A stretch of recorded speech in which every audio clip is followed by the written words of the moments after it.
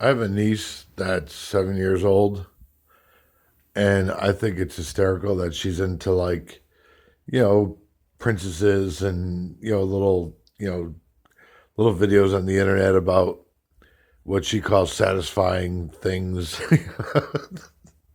I think that's so bizarre. But like when I was 7 years old, I used to go to the library at O'Connell Elementary School in East Hartford, Connecticut. That's where I went to elementary school. And I would take out the same book until I was in sixth grade and I went to middle school. But every week I would take out the same book. It was an Unsolved Mysteries book. It was put out by the TV show Unsolved Mysteries, and it was a coffee table book for, tweens, young, kids or whatever. And it was written in a way for kids my age and maybe a little older. And it was about UFOs and the Loch Ness Monster and, telepathy and um, Bigfoot and, just UFOs and the paranormal. And I was just obsessed with that book. And my journey into just having a general interest in the paranormal began when I was seven. I mean, there was, the Irish Catholic side of me that was forced upon me when I was, born.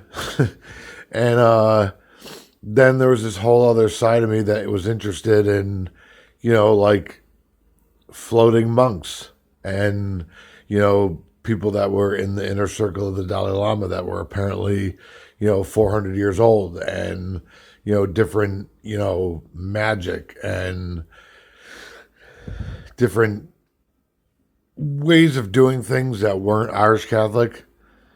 And I got really into it as I got older and got into yoga and meditation and burning Nag Champa in my apartment and, going to psychic fairs and getting readings from tarot card readers and, you know, um, going to sit and have darshan with, different gurus and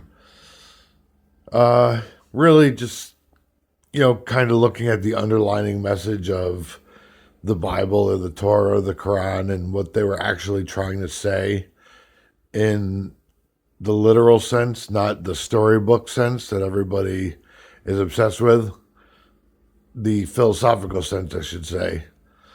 And just that it's a way to get people to escape duality, and it's not necessarily meant to be taking as a literal account of history or anything. It's just, these guys lived thousands of years ago. I mean, we don't even know if they even existed at all. But the notion of the stories or what they're saying is, really groovy, and I like that kind of stuff. I'm not a religious person. Um, when it comes to paranormal and, conspiracies and religion and all the really cool, funky stuff that you hear on late night talk radio, I'm very open. And usually people that are uber conservative, like I tend to be, I'm a log cabin Republican. They don't, they tend to be just straight laced Christian and have, kind of rigid just views of things. But when it comes to the groovy stuff, I really get into, you know. I listen to late night talk radio. I go to conventions. I go to fairs, and I'm always down to get a tarot reading at a nightclub or talk to people about psychics and numerology and pendulums and everything else. Not that I've ever necessarily taken any of that stuff, you know, hardcore as gospel truth or whatever. They're good to bounce ideas off of.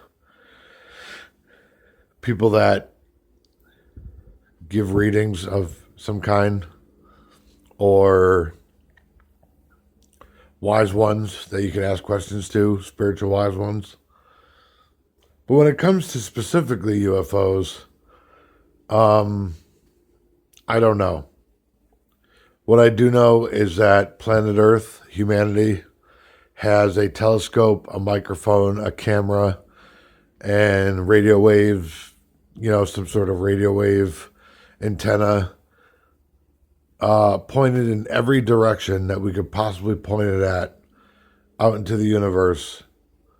And from what the public account is, we've never heard an actual fucking thing. So we've never seen a thing, we've never heard a thing, we've never communicated with anything. And I think if somebody like Stephen Hawking or Richard Dawkins or the professionals at NASA or people like Elon Musk, if there was something or someone or some being or beings, or if we had ironclad proof, I highly doubt that people like that would be able to shut their mouths and keep it a secret, even if they were threatened with their lives. And I think we would have legit ironclad proof, and we would have communication, and it would just be like a very normal, everyday, average thing. Like, oh yeah, we're an intergalactic, you know, species, or, there's beings out there, or we've made contact, or hooray, and throw them a parade, or, whatever. And I'm the first one to admit that there is a boatload of smoke, and there has been a boatload of smoke for centuries. But, obviously a lot of people have accounts. They've claimed abduction, they've claimed things happening in the woods, claimed things happening in a field, things happening on top of buildings, and, encounters, and hearing things and seeing things and having experiences. And I believe them. I don't know why, something hasn't just landed in Times Square, besides the fact that whatever these beings are were probably deathly afraid they'd be blown to smithereens by NORAD. But that's kind of where I stand, is I believe in the smoke, but I've never experienced anything personally, and I don't know. Very, very smart people, smarter than me, have said exactly what I've just said. That there's a possibility, just a very, very low probability, that there is equal or greater value to humanity roaming in the known universe. Just because we've never full on had legitimate public discourse and proof that anything like that has ever happened. There's been things that have come very close, and there's things that are kind of the truth, kind of, proof. A lot of smoke, but never any fire. I remember reading that book when I was a boy, and that's what it basically said too, was there was a lot of smoke about Bigfoot. There was a lot of smoke about, psychic abilities in people, and mediumship